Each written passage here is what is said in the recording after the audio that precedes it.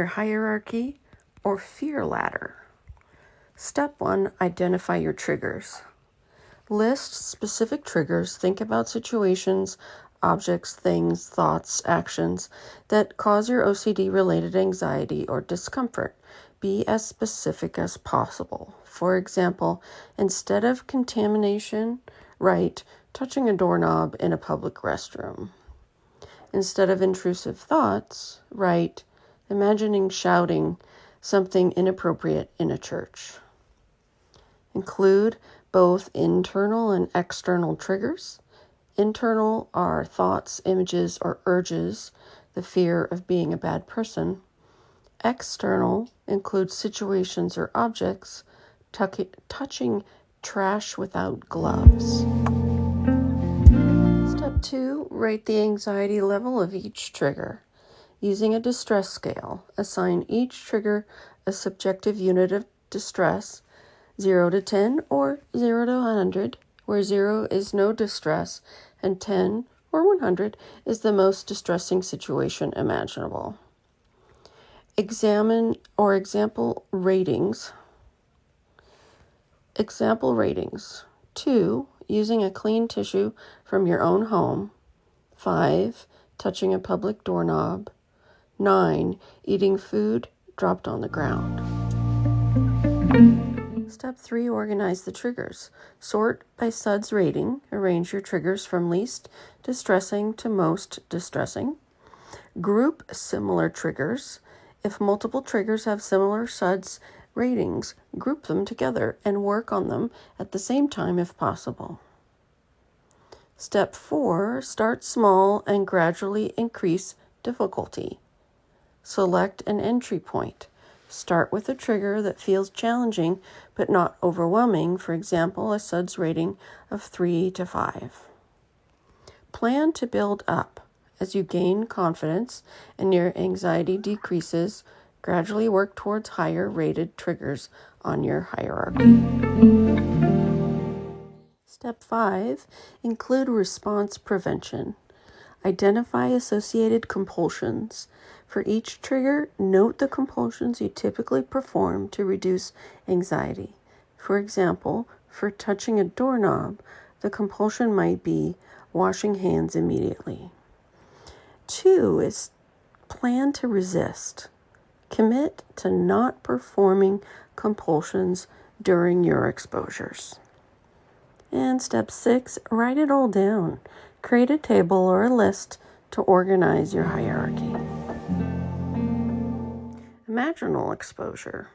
This involves vividly imagining feared scenarios or intrusive thoughts that cause anxiety without performing any compulsions to neutralize the anxiety. It's typically used when in vivo exposure isn't feasible or when the feared outcome is abstract or hypothetical.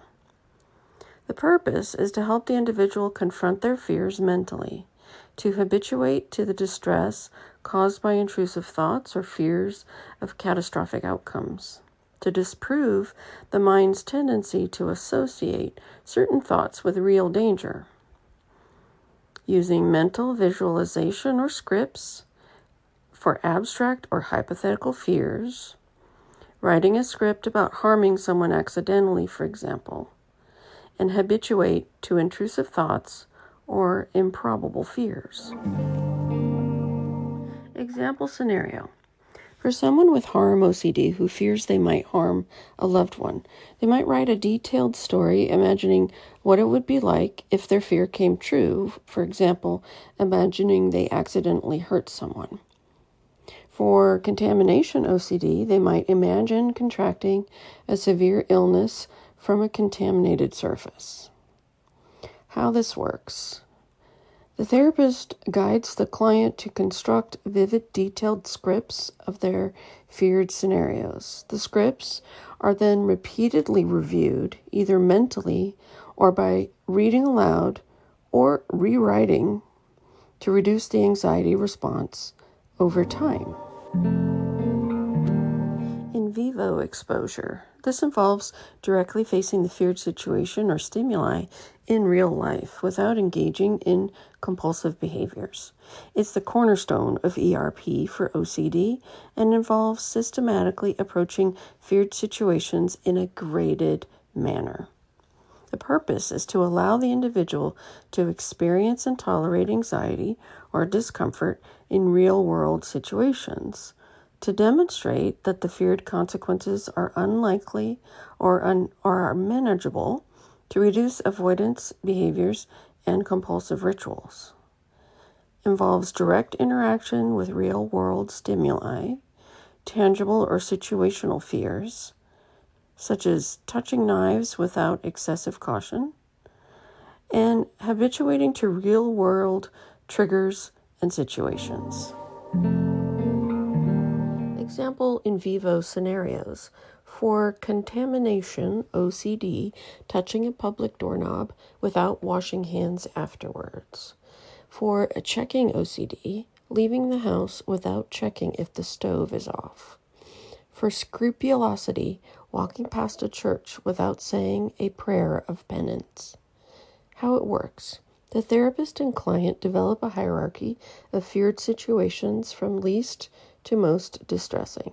The client gradually works their way up the hierarchy, confronting each feared situation repeatedly until their anxiety decreases.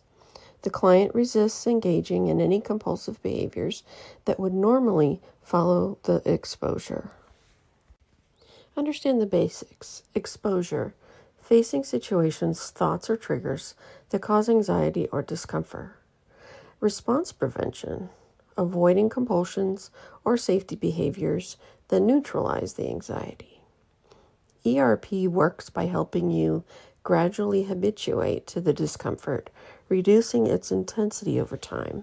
This practice should always be guided by a professional therapist if possible, especially at first. After creating your fear hierarchy or fear ladder, plan your exposure practice. Set aside 30 to 60 minutes daily or as often as you can. Exposure works best with consistent practice. Choose a specific exposure task from your hierarchy. Focus on one task until your anxiety decreases before moving to a harder one. During the exposure, prepare by reminding yourself that the goal is to tolerate anxiety, not eliminate it immediately. Set a timer if needed for 10 to 20 minutes to sit with the discomfort. Expose yourself to the trigger. If it's in vivo exposure, engage directly with the feared situation. For example, touch a doorknob without washing your hands. If it's imaginal exposure, read or listen to a detailed script of your feared scenario. Do not perform compulsions. Resist the urge to neutralize anxiety by engaging in rituals. Washing hands, checking, seeking reassurance. Focus on letting the anxiety rise and fall naturally. Stay in the situation. Remain in the exposure long enough for your anxiety to start decreasing. This might take 10 to 30 minutes or more. Use mindfulness techniques to observe your discomfort without judgment. Rate your anxiety. Use a subjective units of distress scale to track your anxiety level. 0 is no distress to 10 is extreme distress. For example, my anxiety started at a 10, but after 15 minutes, it dropped to a 5. After the exposure, reflect on your experience. What did you learn? For example, my anxiety decreased without performing a compulsion. Were your feared outcomes realistic? How did your anxiety level change over time? Write down your progress in your notebook. The date, the task, initial anxiety level, ending anxiety level, and any thoughts or insights. Repeat and build tolerance. Repeat the same exposure until your anxiety significantly decreases.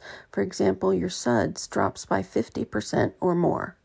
Gradually move up your fear hierarchy to more challenging tasks. Manage challenges. Expect discomfort. Anxiety may initially spike, but it will decrease with consistent practice. Avoid avoidance. The more you confront your fears, the less power they have. Pace yourself. Take small steps. Don't jump to the most distressing task right away. Self-compassion and encouragement. Celebrate small wins, even if your anxiety doesn't decrease immediately. Remind yourself, I am learning to face my fears, and I don't have to believe everything my OCD tells me.